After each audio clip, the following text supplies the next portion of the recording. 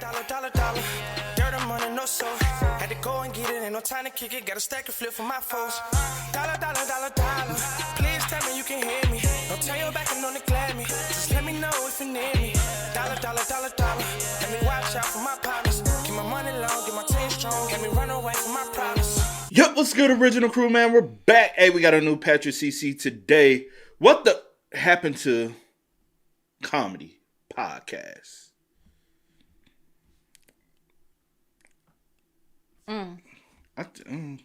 It's gonna be a crazy topic, though. Yeah. But hey, make sure you check out the links in the description box Down below. You already know where to go. If you want to first support, you gotta do it. Check out down below. Also, if you enjoyed today's video, Locking it with a thumbs up. Let's get it. Let's check it out. Let's see what's about. You ready? I'm ready. Comedy podcasts used to be a place to laugh, hear silly stories, and forget about the news for a while. But now, many of them sound more like political talk shows with jokes sprinkled in. And during the 2024 campaign trail, they benefited from this immensely. We saw countless comedians interviewing politicians, asking them about policy, personal beliefs, and what they do for the future of the American people. Their views skyrocketed, reaching levels of success they had never seen before. But politics is a tricky game. It's easy to cash in and quickly boost their numbers, but then they get pressured to criticize these same politicians they platformed when they aren't delivering on what they promised. They'll DM me and be like, you see what your boy's doing? You voted for this. I'm like, I voted for none of this.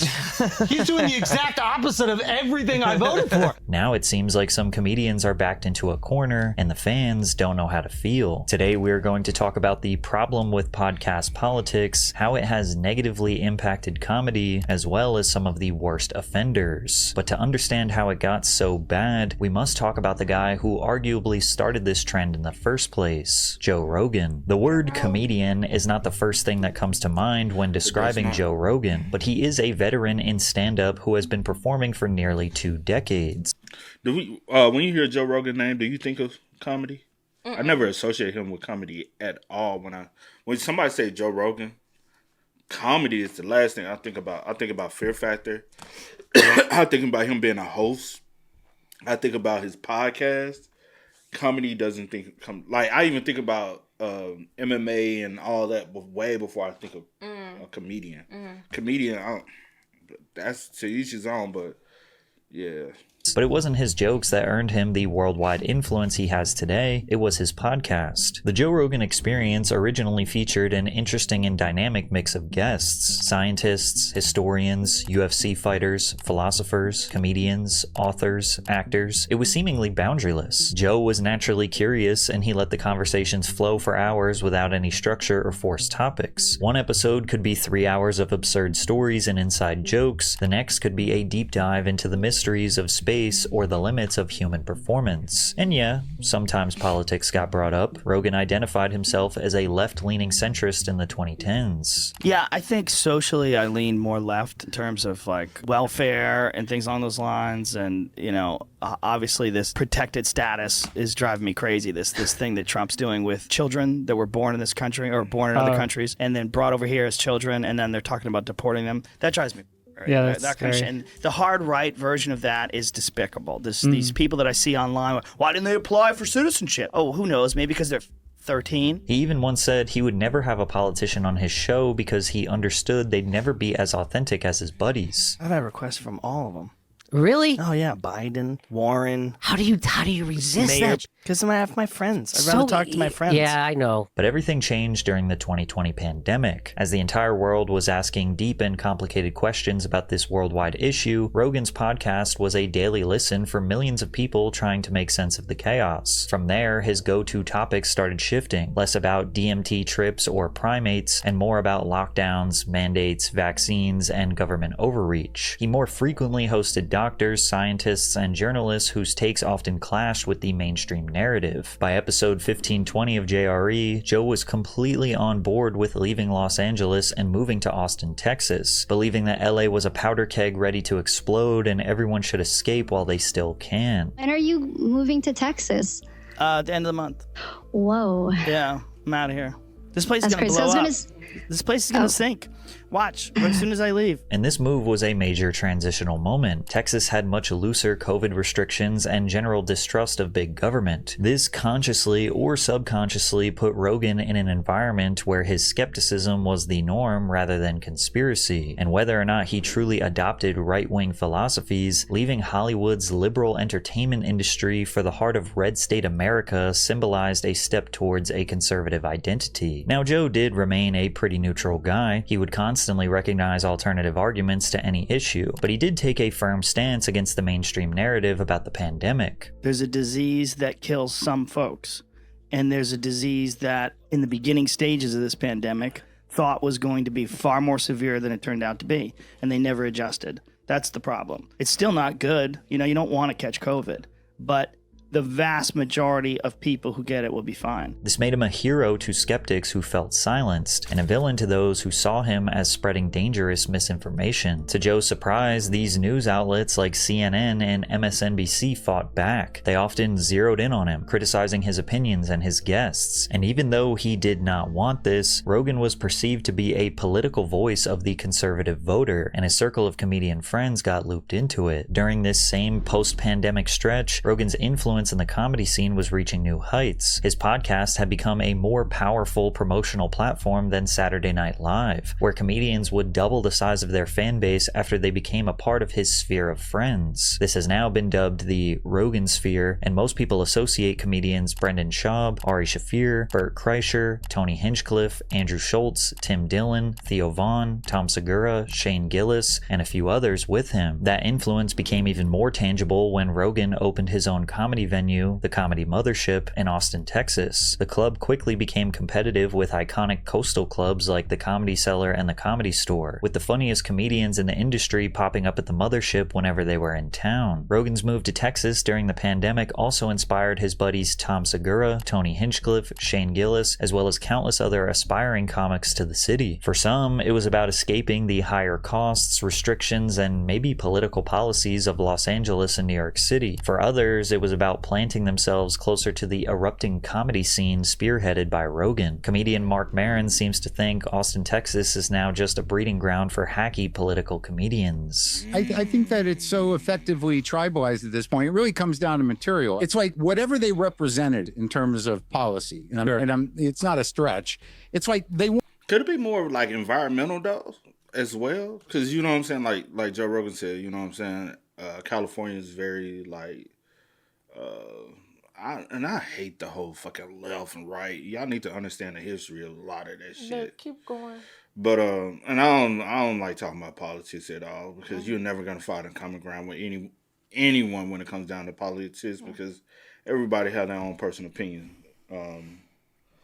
But typically like California is very democratic. You know what I'm saying? Democratic state. And then Texas is very Republican state. Mm-hmm. And I do think certain people, your viewpoint is one way until you start making more money. And the group you surround yourself with starts to change. Mm-hmm. So your ideas and your thought processes starts to sway a little bit. Mm. You know what I'm saying? Him being in California, he's around a certain group of people.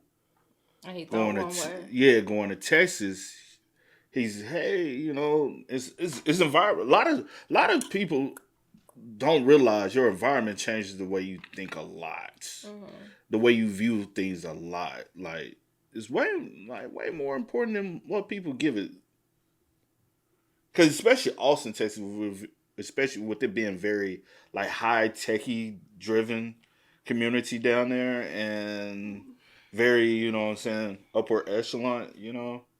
Texas is already a very red state anyway, so, you know, maybe it's bound to happen. Mm. They represented in terms of policy, it's not a stretch. It's like they won. Trans people are frightened. They have no ability to get health care anymore, and they're afraid of being alive and have no freedom left. So that's done. when do you stop with the jokes? And like immigrants, okay, well, they're being ripped away from their homes and they're all terrified. And okay, so that's done. When do you stop with the joke? Right. I mean, it's one thing to pick on the vulnerable and the marginalized, but I mean, they're down. Yeah.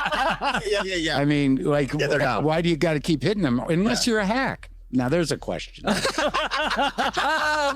Joe Rogan became the blueprint for a new wave of comedians, proving you could skip Hollywood's gatekeepers, build a massive audience through podcasting, and get filthy rich. Plus, his willingness to openly question mainstream narratives showed comics that having strong political opinions could be just as powerful growth as telling jokes. Now, many in his orbit are blending comedy with cultural commentary, but not in short, punchy moments on stage and rather long, drawn-out weekly conversations. And we saw just how much political influence these podcasts had during the 2024 presidential campaign, where we saw the likes of Tucker Carlson, J.D. Vance, Elon Musk, and even Donald Trump sitting down and having conversations with these comedy podcasters. Now, these comedians weren't really challenging these politicians on their policies, but rather giving them an open platform to pitch themselves to the millions of Americans. And oftentimes I'm sorry, what you doing? Let's A lot see of- from the corner of my eye. No, I'm saying that's what a lot of them did. Instead of like ask you know what I'm saying, like, hey, coming with. But also, let's be real though. These people just got a podcast and a mic. How educated on policies and politics do they really have? You know what I'm saying? Like, it's just they have an influence and people flock to them. They're not going to be very like critical thinking when it comes down to certain topics and be like, hey, so like, and really go more in depth. Yeah. It's very surface level conversation with a lot of them anyway. And I'm not saying everyone. I'm saying a lot of them. And a lot of times for some people, do you really care for real? Especially if it's not affecting you directly.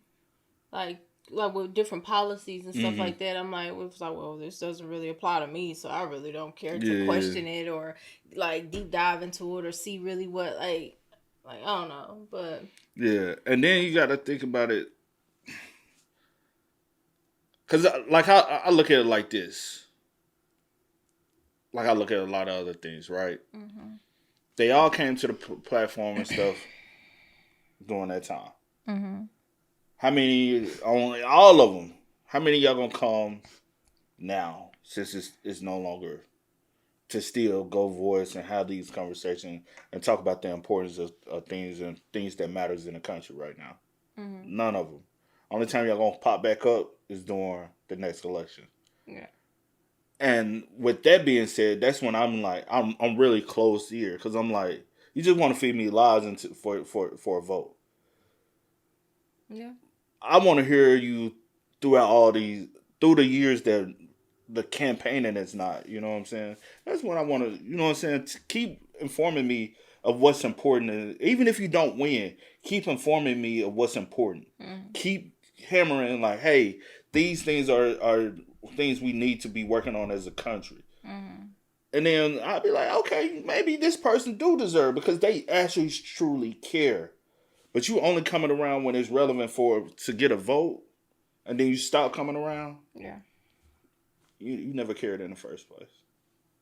an open platform to pitch themselves to the millions of Americans. And oftentimes the host would agree with their vision for America. We should just say that illegal aliens are not counted for purposes of congressional representation. Yeah. I mean, Democrats would call that racist, but it's just common sense policy. Well, especially if it's been shown that you're manipulating it by moving more people to these places, and even if they're not legal citizens and they can't vote, it still counts as congressional seats. Correct. That's kind of crazy. Which is fine, but this is where that interesting nuance comes into play. These comedy podcasters talk and speak like the common man. They develop trust with the common man through their platform. You'll often see in their comment sections people claiming that this is so much better, more transparent, transparent and honest than the mainstream media. But these comedians are multi-millionaires who are arguably much closer to the politician than the common man. So hosting primarily right-wing politicians starts to look like an endorsement rather than a neutral discussion. Then again, Rogan, Andrew Schulz, and Theo all admitted that they attempted to have Kamala Harris on their shows, but apparently her team denied and or made special requests like not allowing certain questions to be asked. Rogan specifically expressed multiple times that he wanted her on his podcast, but he wanted it to be the same free-flowing, open conversation that he had with Trump. And I think even the most hardcore right-wing person would agree that Kamala Harris probably should have went on Rogan's podcast, and we would have got to see how biased or unbiased Joe Rogan truly is. Because Joe claimed to be neutral all the way up until the end, until he ultimately endorsed President Trump the night before the election. The great and powerful Elon Musk. If it wasn't for him, we'd be effed. He makes what I think is the most compelling case for Trump you'll hear, and I agree with him every step of the way. For the record, yes, that's an endorsement of Trump. And after Donald Trump won the election, it really seemed like these comedy podcasts had a major influence on the result, which, as you can imagine, probably feels empowering. Like, I bet none of these guys ever thought that their jokes would lead to impacting an election that will be remembered for the rest of human history. But with that kind of influence comes a tricky reality. When the person you celebrated doesn't deliver on everything you championed, it leaves you in a tough spot. How do you address it without undermining your own credibility or alienating that audience that agreed with you? Because Trump promised these podcasters that he would end wars around the world, and they've only gotten worse. He promised that the cost of living, groceries, and the economy would rebound under his tariff system, and that has only gotten worse. And the icing on the cake was him brushing off the Jeffrey Epstein case as if it was some irrelevant side note, acting like Donald Trump wasn't friends with or barely even knew the man who ran a global sex trafficking ring amongst the world's most powerful people. Trump's hypocrisy put these comedians who championed him in a strange position. Do they call him out the way they would any other politician, or do they sidestep the issue to keep from alienating the audience that still supports him? And in the case of Andrew Schulz, he was quick to deny and denounce everything Trump is doing despite endorsing him just 10 months ago. Andrew Schultz's podcast Flagrant has transformed from mostly silly banter to long-winded rants that feel more like informal TED Talks that lack research. He leans into the image of being well-read and politically sharp, positioning himself as a commentator and a comedian. Like when he spoke with Professor and Daily Wire collaborator Jordan Peterson about the woke era and how he goes about crafting a story. I will say though, Andrew Schulz, like his whole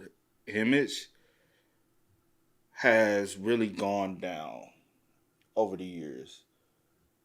Because it's the more he opened his mouth, like he keeps opening his mouth years, and it's like, all right, sometimes you got to know when to shut the fuck up, or know like sometimes I don't got to speak on everything that's going on. You know what I'm saying? You can be selective. Same way like we're selective with doing reaction videos. You can be selective of what you want to do and what you don't want to do. But when you feel like there is a need for me to speak on every fucking thing, you can literally ruin your own lightning. And it's the whole concept of, I don't think the whole notion in today's generation of any publicity is good publicity.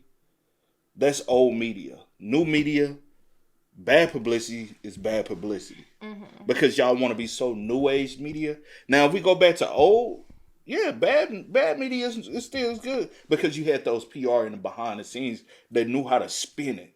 Yeah. That was their job. Their job is to learn how to take whatever bad is being said about you and spin it for good. Yeah. About you.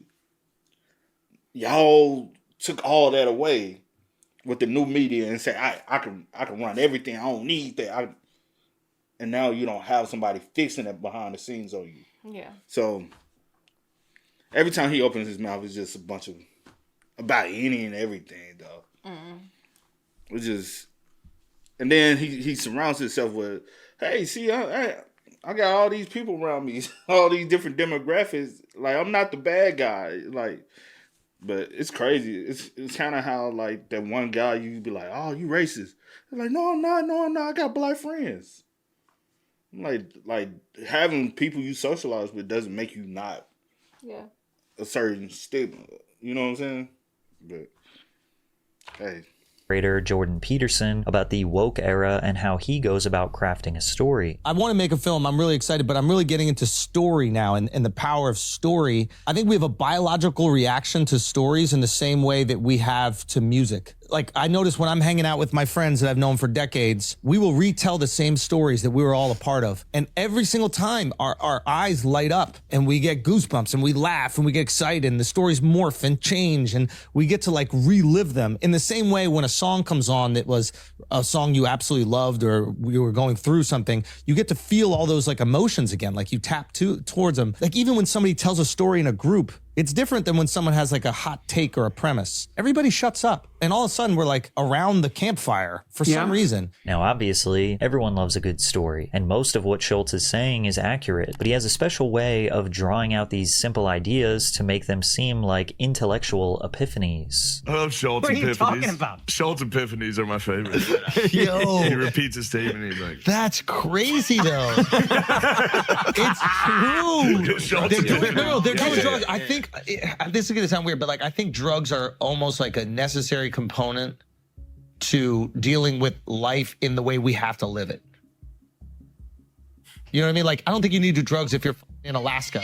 Yeah. Andrew is the type of guy who finishes your Bro, he does that to make it seem like he's very deep in thought. Like, bro, shut the fuck up. sentence, and now that's his idea. Schulz's character arc was amazing, from a likable, charismatic guy to someone I'd leave mid-conversation due to boredom and ego-driven narcissism. Then again, a lot of fans love Schulz's depth. I'm just over 11 minutes in, and this is mind-blowing. Schulz is passing up setups for great jokes in order to have a sincere and serious philosophical discussion. Meanwhile, my boy JP is making comedy both subtle and overt. I love it. Schulz's moral view on political and social issues mimicked that of your classic New York City guy. Socially progressive due to growing up around all different races and cultures, but clashes with modern internet liberals who dislike any version of a white guy making fun of minorities. Don't f with that pull-out method with Latinas. You on a Latin girl's stomach, her belly button just opens up and takes that shit in, dog. Like hungry hippos in there, dog. You gotta on her back. That's why they call them. Now, guys.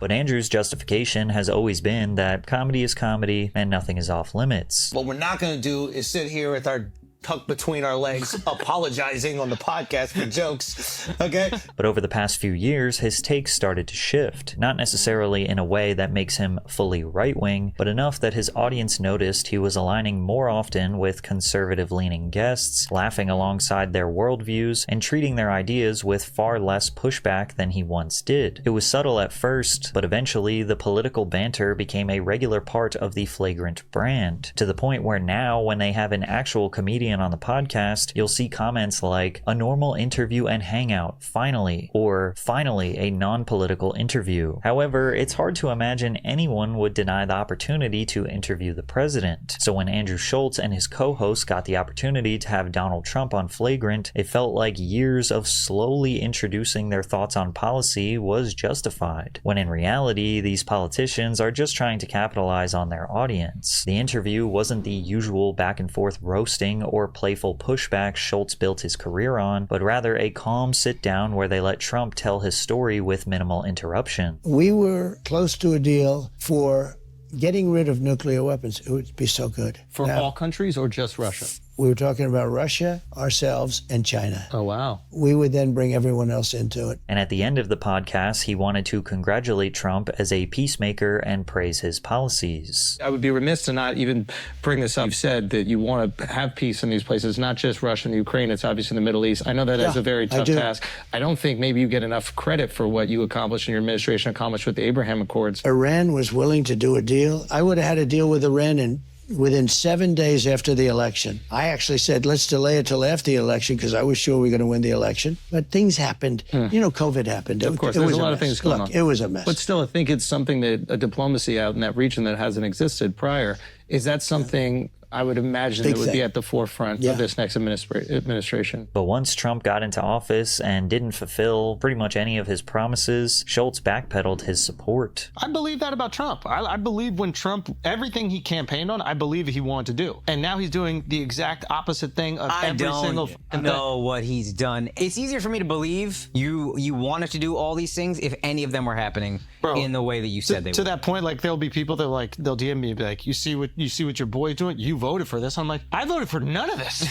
He's doing the exact opposite of everything I voted for. Yeah. I want him to stop the wars. He's funding them. I want him to shrink spending, reduce the budget. He's increasing it. It's like everything that he said he's going to do except sending immigrants back. And now he's even flip-flopped on that, which I kind of like. But he's like, oh, well, we kind of need the people working in restaurants and we need our farmers. I believed in Trump. Andrew Schulz, ladies and gentlemen. Being tricked by politicians at your big age is actually insane. Not only did you vote for this, you helped campaign for it. He and his team put on tinfoil hats and addressed everything they could to reinforce that they were just as progressive as ever. They talked about the Middle East, the military-industrial complex, Epstein, banking, and elite bloodlines that inherit wealth. Do you think they sat him down? They were like, listen, we're just going to kill everybody in your family.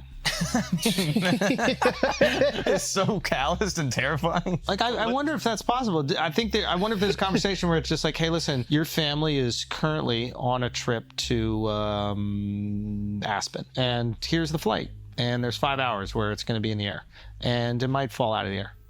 So we're going to have you do these certain things, or else your family will really never be able to fly again because we'll just shoot the plane out of the sky and then just said it's another Boeing issue. And despite his disappointment, Schulz tripled down that he doesn't actually think it's Trump or any elected president's fault that we don't see positive change around the world, and that it's actually a small, powerful group of shadowy figures that have enough wealth and influence to control everything. But much of his audience felt Schulz was trying to save face after his eagerness to platform the president and believe all of his campaign promises. And one of the biggest problems with drifting... But that goes back to the point of what I said earlier. A lot of y'all are not even educated on a lot of things, bro. Like, take this time. No matter what, there will be another president. There will be a new president.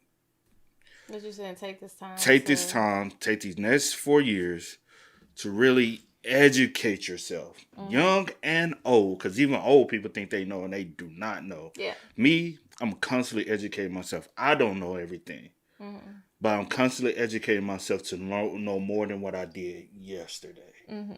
And the thing is, some of these people, they too strong-headed, think they already know where they don't educate themselves. Yeah. And then I hate having conversation with people and you trying to educate them and they look at you like, you think you know it all. I'm like, no, I'm just trying to educate you on what I know. Like, hey, I learned something new today. Hey, I learned something new today. Just in case you didn't know, let me inform you on. Like, I'm just gonna run it by you, just in case, just to, put a little bug in your ear, just in case you didn't know this. Yeah. Then, hey, but people don't want to hear what you have to say. They're like, you don't know nothing. I know everything, or you think you know everything. I don't want to hear you or you to tell me what I like. So I don't know. But just. So you don't feel like you got bent over again, whoever you might be, just educate yourself. Please. Money doesn't make you the smartest person in the room. I promise you it doesn't. So the richest person can still be the dumbest person in the room. Facts. And believe all of his campaign promises. And one of the biggest problems with drifting into politics is even when it seems relatively normal or casual, like with comedian Theo, conspiracies start to form that are incredibly hard to ignore. Before the last election cycle, most people wouldn't have thought Theo was any kind of political animal at all. He spent most of his career as a relatable hillbilly from Louisiana that everyone could get along with, sharing stories like an old-timer at the bar. I grew up around some real crazy poor white people. They had a dude in our town, no arms, used to fight everybody. You know what I'm saying? He'd get you in that lurch. He would catch you with between his chin and his chest. He would snack you like a snake. He had a way of making even the most ridiculous stories feel familiar, like you'd heard them from a cousin at a family barbecue. His offbeat tangents and self-deprecating humor made conversations feel easy and humble. It'll cure Down syndrome, bruh. I beat it. You beat it. There was a lot of rumors in my town that I beat Down syndrome. Well, that's inspiring, man. That's how I felt when I heard him, because I didn't start him. Which is why when he started hosting more high-profile guests, it never felt like a departure from his style. It just meant the dynamic was funnier. Instead of a local comic or small-town character, now it was celebrities, athletes, and billionaires sitting across from him, getting pulled into the same meandering conversations about childhood memories, weird neighbors, or awkward life lessons. And Theo act 100% the same no matter who his guest was. That disarming approach made it easy for guests to open up in ways that they might have avoided with a more traditional interviewer. This movie made 10 cents this weekend, and you'd want them to take the billboard down. You drive past the billboard like, the billboard's like, here's the bomb, the movie's a bomb. You know what I mean? You're up there at night in your Batman costume, just painting over it with a big one of those. To put it simply, Theo made every guest, no matter how high profile they were, normal. Because after all, fame is a construct. We are all human. Now, the peak high profile guests is politicians. And as we got closer to the 2024 election cycle, Theo Von started bringing on people like J.D. Vance, Bernie Sanders, Tucker Carlson, Libertarian Thomas Massey, and even Donald Trump. But unlike most other podcasters, Theo was able to successfully get some liberal guests, like Bernie Sanders. They don't even take those factors into consideration when they're making all of these, you call to get your medical bill. It's a nightmare. And I'm not even sick, I'm just somebody trying to get to the bottom of the... All right, and why does that happen? Because it's loopholes. They don't want you to get paid. You got it. Theo gave the vibe of being a simple, genuine guy just interested in having a conversation about what's real. But that same approachable vibe also came with some criticism, because Theo wasn't well versed enough in policy or history to challenge his mostly right-wing political guests. It created an environment where talking points were not challenged, making him nothing more than a propaganda tool. And you might think that's crazy, but it's these critiques that spiraled even deeper. Theo became a target for various conspiracies. One of them being that Theo Von belongs to an aristocratic and well-connected Polish family, and that his dad participated in propaganda for the Contras, a controversial guerrilla group that terrorized towns in the 1980s, and that his half-brother Roland was allegedly assassinated after a probe conducted by the DOJ and FBI. Then again, a lot of the idea that he is helping conservative propaganda seems to fall flat considering his outspoken support, specifically him crying in support of Palestine. You see, these comedians shifting to politics is a double-edged sword. On one hand, discussing these issues is important, and comedians like Theo might actually be better messengers, able to... You know what's so crazy, though? What? Because so many people consider themselves comedians these days. Because I know a lot of people look at these people as comedians. I don't.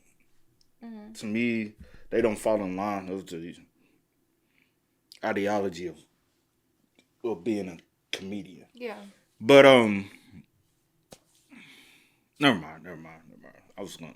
Comedians shifting to politics is a double-edged sword. On one hand, discussing these issues is important, and comedians like Theo might actually be better messengers, able to reach people who'd never watch the news or read policy reports. On the other hand, once these conversations happen, the comedy takes a backseat, and the audience starts judging them like any other political figure. One day, you're just the normal guy who likes to make people laugh, and then suddenly you're surrounded by a bunch of conspiracy theorists who want to pin you down as some sort of puppet or shill. Then again, other comics are expected and maybe even encouraged to talk about political and social issues, like Tim Dillon, who has long been praised for joking about everyone on the political spectrum, never letting one side off the hook. But after a recent secret meeting with the current administration, some fans are worried that he might have sold out for real. While most podcasters have a guest to interview or a co-host for every episode, Tim Dillon is the type of comedian who can rant by himself for hours on end. And with absolutely no structure, the rants would go in crazy directions. But he started to gain popularity whenever he talked about political and social issues. He was always open about his interests in the elites of the world, how they... See, that's the thing. A lot of them, they pay attention to, as a society, especially when it comes down to people wanting to go into this content creation thing. They're paying too much to the numbers and the analytics instead of raw emotion and attraction. Analytics numbers can be false. So they can come on here, hey, I want to be this type of, but it's like, but this is what making the money. And so they fall in that realm. And they continue to do that. Yeah. And they get, I've seen plethora of people. And they get stuck and stuck in that. Because I've told you, I've came across plenty of people. Like, we do reactionary content, so I'm paying attention to the vast. I'm not one of those creators who say, I don't pay attention to.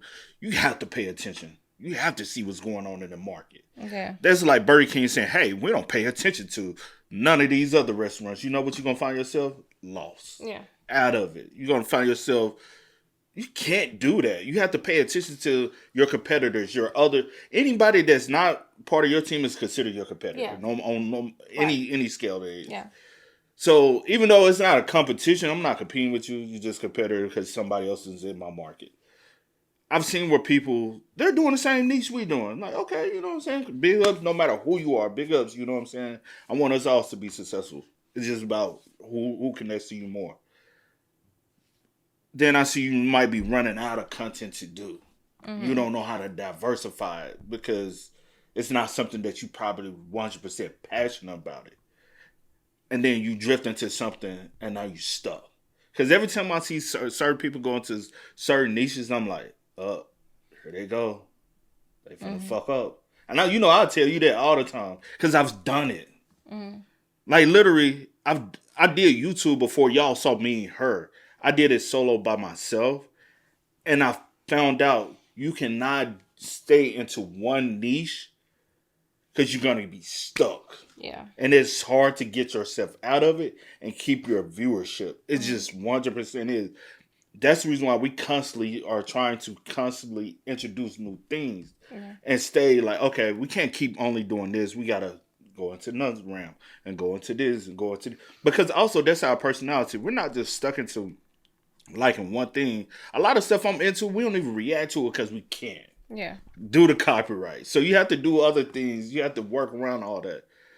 But too many people pay attention to the numbers and not the enjoyment of yourself as well. And so you lose yourself trying to chase these views and numbers. And then now you're molding yourself into someone that it really wasn't you. But you're molding yourself into something that pays out the most money. Yeah. And then you start picking up on this new image and identity that's really fake. Yeah.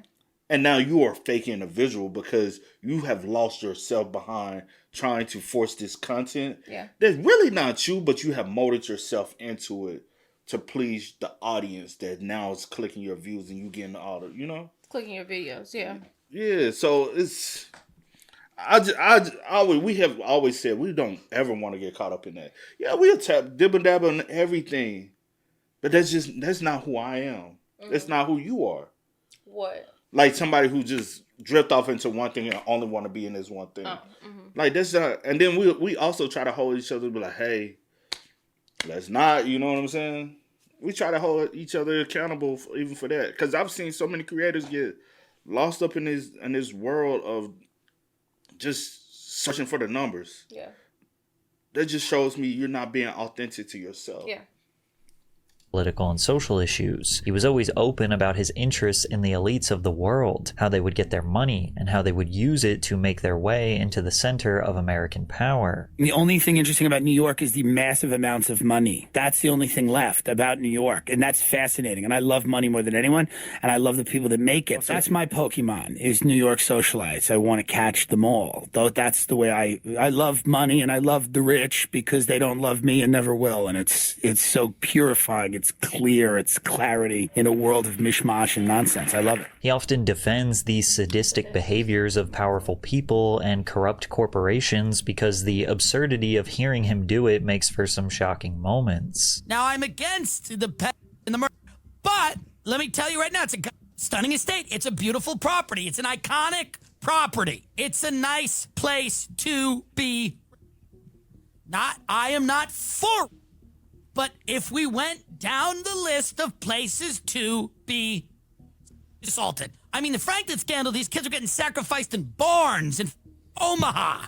They were eating at Waffle Houses. This is Palm Mother Beach. Tim has even expressed that he would do everything he can to be close to them and experience the good life.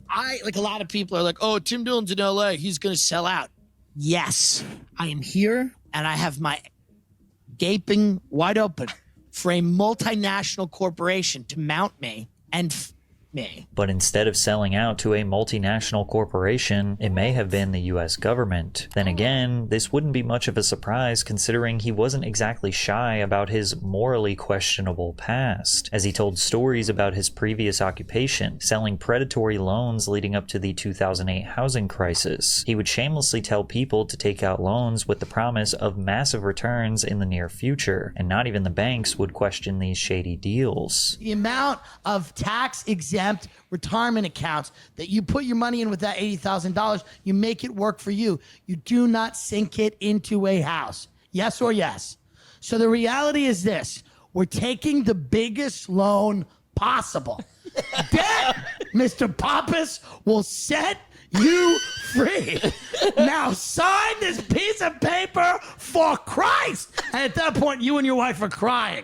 Yeah. And then we sign papers, and you go die. But how do you get the loan from the bank? They're giving them away. Take me through it. What are we doing? We're talking about now or back in the day? No, back in the day. Yeah, back in the day, I go to the bank. I said, Kelly, we got one. Now obviously, predatory loans were incredibly destructive and evil for countless American citizens, but the way Dillon talks about this corruption is what makes his fans like him. He's fully aware that the game is rigged and you have to participate in it to survive. He constantly talks about conspiracy theories and how all of this selfish behavior will likely lead to a societal collapse. One of his most epic rants was on JRE, where he perfectly describes the impending doom we all face. The system will collapse, but I don't know if we'll see it. And someone will come in and go, yeah, these elections are all fake and it doesn't matter anyway. Why do you need to vote? Here's a coupon for a chicken sandwich. And people go, I like chicken. And then, people just go, they don't care. And then you go, there'll be Netflix, and there'll be Domino's, and you'll sit in your house, and they'll say, well, you can't drive today because of the climate. And people go, yeah, it's Tuesday. Can't get in my car because of climate. And you'll sit there, and they'll feed you poison, and you'll watch TV. And a few people will riot, but very few, because most people will be pacified by the goodies, which they'll still probably have. And, the leader will come on and tell, they'll be like, hello, everyone. And you'll go, hey, and it'll be a celebrity. It'll be someone you know, and they'll say a couple of things and be like, it's not that bad, is it? And they go, no, it's not that bad. And they'll feed you the propaganda, and you won't remember when you were free, and you won't remember. And most people will be fine with that, but me and you will be dead. Tim's comedy positioned him in a way that makes him pretty much bulletproof to criticism. He's extremely socially aware. He gets the irony of being a wealthy comedian ranting about the struggles of the lower class, but instead of shying away from that contradiction, he leans into it. One minute, he's the everyman calling out corruption and greed. The next, he's mocking you for being broke and laughing about the perks of hanging around billionaires. The biggest regret of my life is that I don't work in an insurance company in Ohio. You think I like driving this Bentley? It ruins every other car. I'm in a rental right now. It's insane. That back and forth keeps his audience guessing whether he's speaking from sincerity or pure satire, making it almost impossible to pin him down politically. However, leading up to the recent election, Dillon found himself straying further and further away from being a chaotic centrist to interviewing figures mostly on the right. His biggest guest was J.D. Vance, whom Dillon focused on the housing market and corporations like BlackRock buying up massive amounts of real estate. BlackRock, is there a way to calm that down where they're purchasing all and they're driving up the cost of real estate? You walk around New York City, there are buildings that are full of empty apartments because it's money laundering from people overseas that are stashing money, and it's raising the cost of living for the entire city. Dillon never actually outright endorsed Trump like Rogan did, but his increased political involvement has made it hard for him to avoid political attacks from people that see him, as well as other Rogan sphere comedians, as right-wing allies. One comedian who was kind of in that, Fox, etc. That I tried to interview. His manager told me that he wouldn't do an interview with me because Rogan would get mad at him for talking to CNN. And that's untrue. That's completely insane. Okay. That's completely insane. Okay. That is completely nuts. He was afraid of you. Oh, okay. He thought you were going to come in and really rough him up or something. There's no such thing as Rogan would be mad at someone for talking. That's crazy. Oh, well, that's good to hear.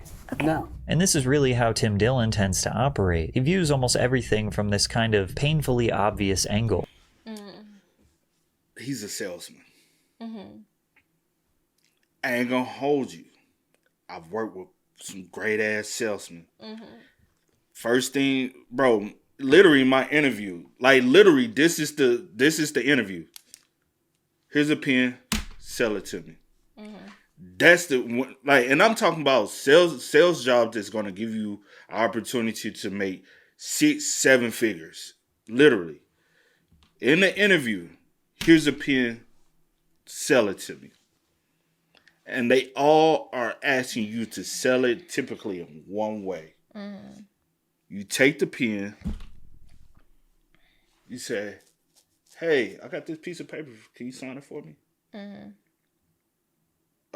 Yeah. Oh, you need a pen?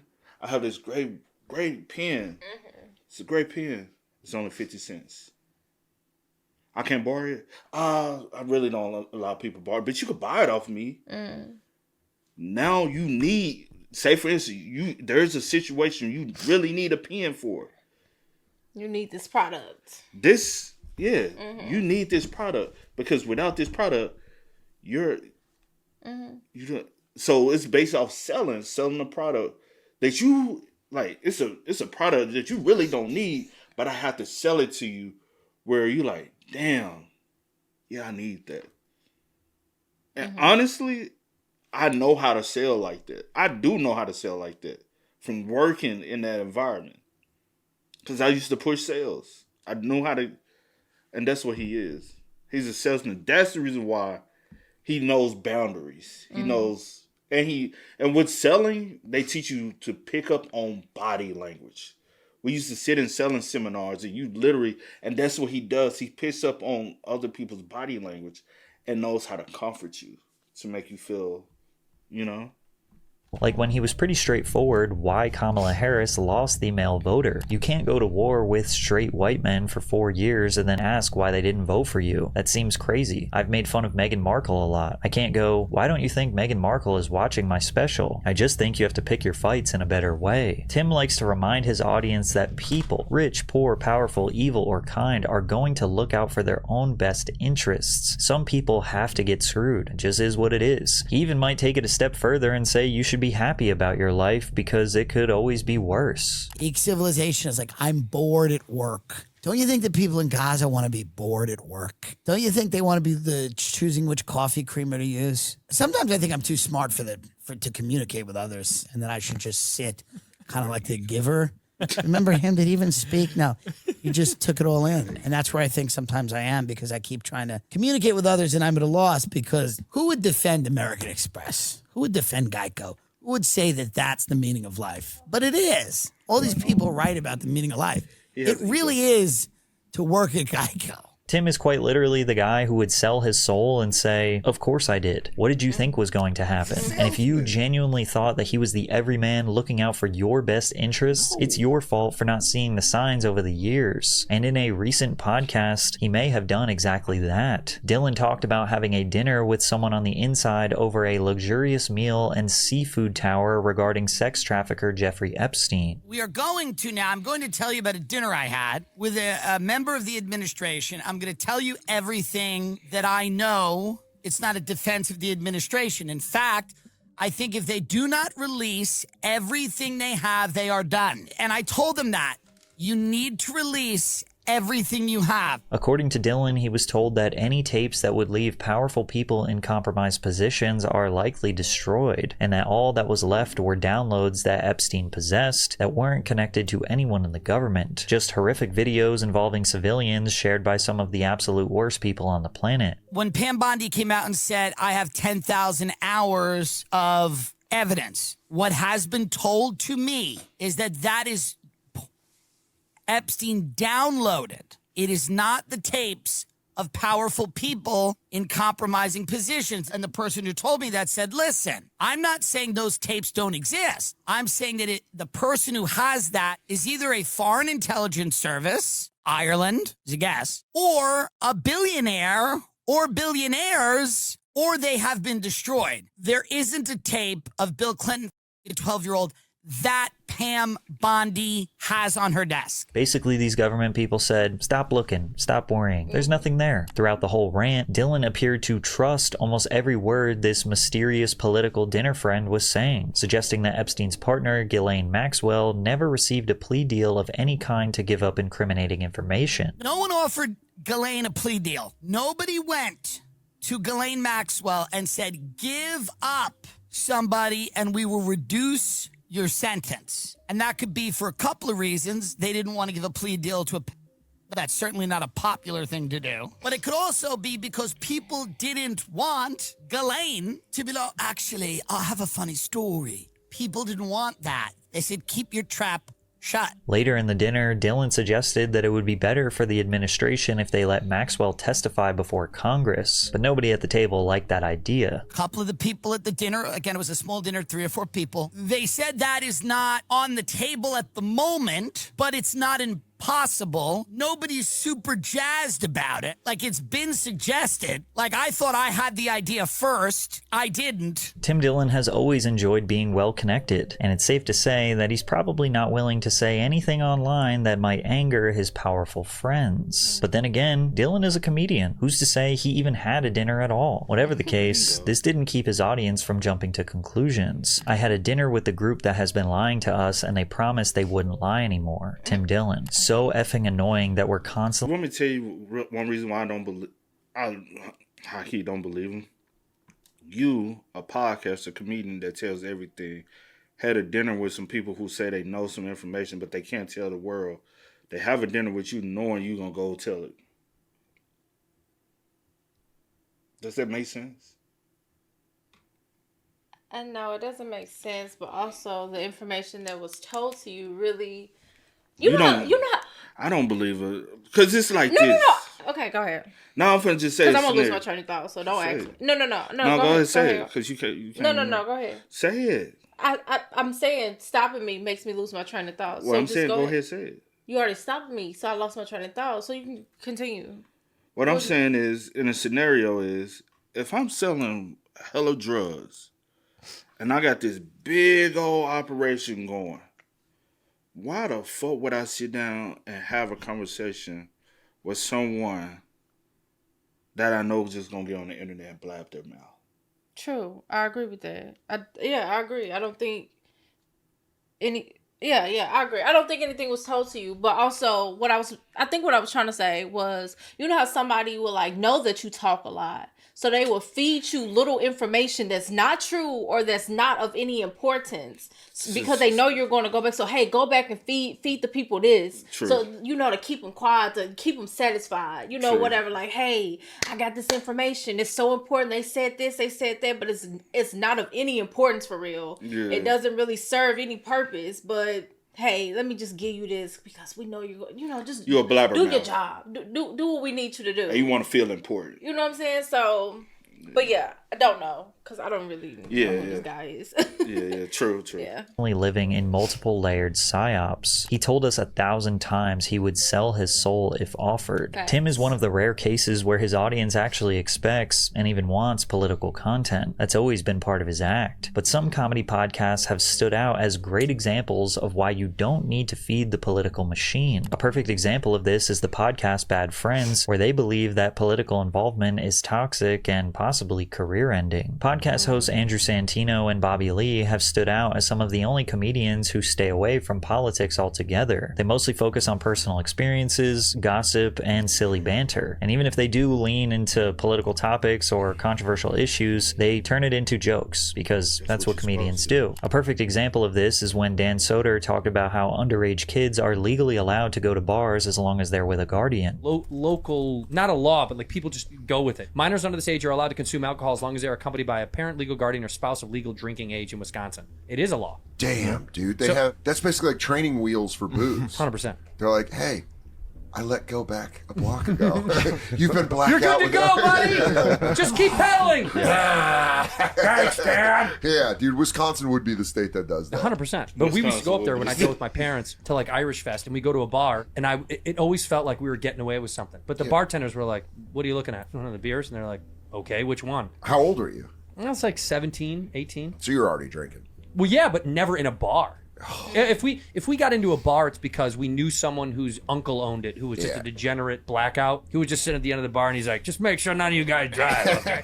Now, it's obviously horrible and irresponsible that bartenders somewhere in America are serving children alcohol willingly and knowingly that they're underage, and they could have expressed that and talked about Midwestern government policy or how the mayor needs to crack down on underage drinking, but instead they just made jokes because that's really what the people want. Even when bad friends mention something political, it's always done in a sarcastic and silly way, like when they talked about vaccines and ICE agents. We both took the Pfizer. Single shot. That did it. That is messed up fucking a lot. Yeah. I'm sorry. That's all Fauci. Yeah, it's all Fauci. Oh, Fauci, dude. It's Fauci's fault. What a guy. Yeah. Well, you know what? They're making big changes over there. Yeah. You're not working for ICE anymore. You're done? I'm done for ICE. Okay, for the good. time Because it's brutal. That was, when History Hyenas ended, I got a job at ICE. Yeah. Yeah. Wow. And I couldn't take it anymore. You just couldn't. Screaming. It's a lot. Yeah, just the screaming.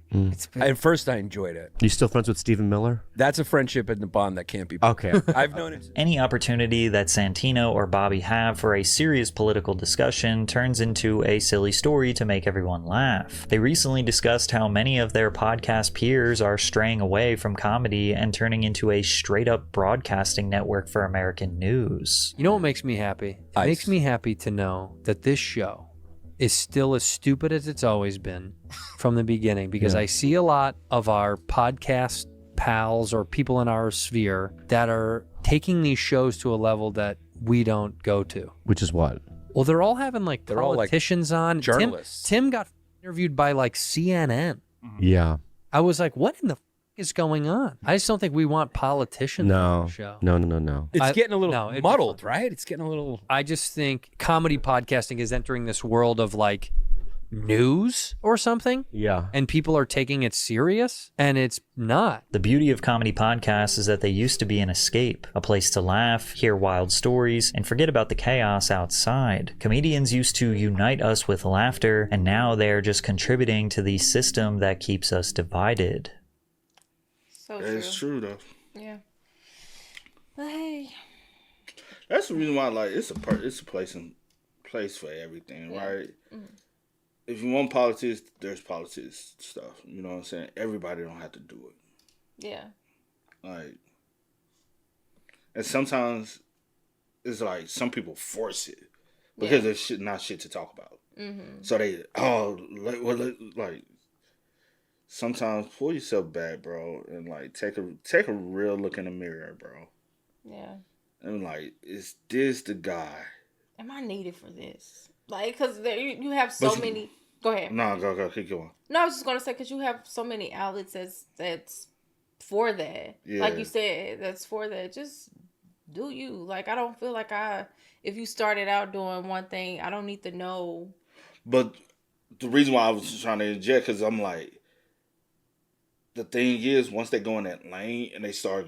It's hard to pull back from. And if they switch up, the numbers ain't there Yeah, no I'm about more. to say, especially if, since this is... We on the, these type of platforms and stuff like that. Like you said earlier, when it comes to that, because you start doing a comparison, you look like, it's the numbers, bro. It's the numbers this game. What y'all want? I'm gonna continue to feed you. And once you making a certain amount of money doing that, and then you like, this ain't me, and you change, the money gonna drop dramatically. You like, oh shit, let me. Yeah. And then you will do a video on that, and they're like, oh, that's okay. I got to do this. And let me don't lose. Say, I'll just say, don't lose yourself. And I'm just gonna add to that, but because I think it is a little bit different. Because you said don't lose yourself or whatever. Opposed to me, because say for instance, this is like what your beliefs, what you believe in, and stuff like that. What Yeah. Never mind. Never mind. Because I'll be long winded with it. Don't worry about it. But I think I was just about to say, like, because I'm trying to put it like short because I will be long-winded, like trying to say it. So don't worry about it. But yeah, don't lose yourself doing something, even if, because you may believe in it, right? Mm-hmm. But I don't feel like I have to like, your whole platform should be now molded into like this. And I wonder, politician or politics based like platform. Like this probably is what you believe and what you believe and what you follow and stuff like that. But I don't feel like you should just build your whole brand off of it, especially if you just start doing it. But then again, who am I to tell you what to do? You gonna do what you want, especially like you say, you see the money, you see the numbers. It's are you getting all these opportunities or whatever the case may be? You able to, get in the rooms with certain people that you may not have. Like, I don't know. People do things for whatever reason. You got the other dude, he willing to sell his soul. Let him tell it. He told you from the jump. Yeah, so, I mean, yeah. But he said that from the jump to make y'all believe whatever. So you just really never... You really never know people's true motive. Yeah, I don't know, Jeff. Anyway, sorry. I'm all over the place. But yeah. But hey, y'all spam us up. Y'all let us know y'all thoughts about it for us in the comment section down below. But until next time, y'all know how it go, man. I do go by the name DJ New Kid. This is Sierra Nicole. We are. We are. Please tell me you can hear me. Don't turn your back and don't neglect me. Just let me know if you need me. Dollar. Let me watch out for my problems. Keep my money low, get my team strong. Let me run away from my problems.